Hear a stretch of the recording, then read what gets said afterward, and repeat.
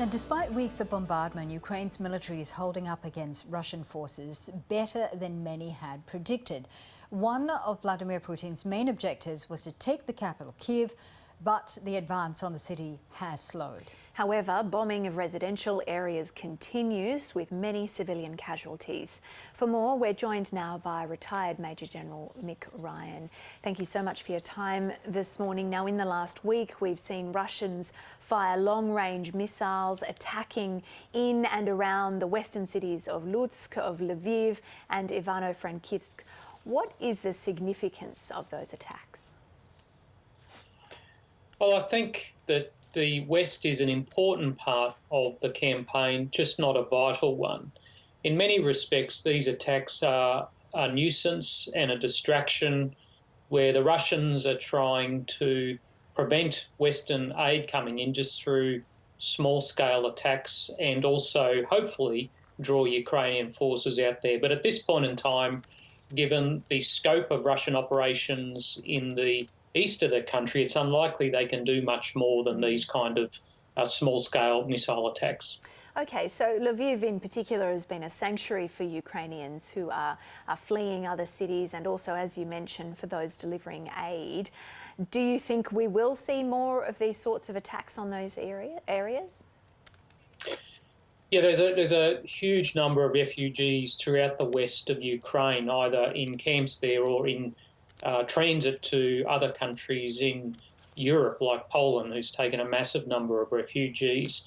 I think that the Russians may step up some aerial attacks, potentially, as we've seen in places like Hungary before. The Russians may try some sabotage operations with their special forces.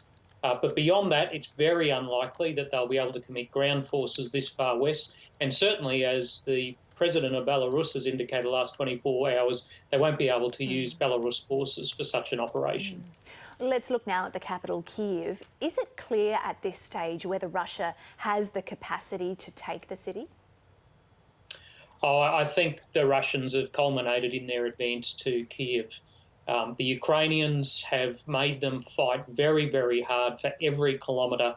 The Russians have taken very large casualties. The estimate of 7,000 dead this week doesn't tell the full picture. There's probably 3 to 4 times that wounded, and that wouldn't include psychological casualties. So the Russians have stalled at the north and northeast approaches to Kyiv. It's very unlikely they'll be able to totally surround the city, let alone attempt some attack into the city itself. Vladimir Putin has spoken to the Turkish President Recep Tayyip Erdogan to outline some of his demands. And a key demand is that Ukraine accept that it should be neutral and not apply to join NATO. Ukraine's President, Volodymyr Zelensky, has already conceded this. So given that, we've seen that, are we moving closer to a potential resolution? Well, one would hope so, but we've also seen over the last few weeks Russian negotiations really just being a front to give them time to restock their forces, reinforce them before they go on the offensive. They have stalled on all fronts at this point in time, so we should be very cautious about Russian negotiators and what they're trying to achieve here. They may be seeking a negotiated outcome, but they're also probably playing for time for their military forces to seize more ground. What does that say about the arrangements that are being worked on to set up a meeting between Putin and Zelensky? Do you think that will happen? Well, I'm not sure whether that'll happen, but we should never stop talking.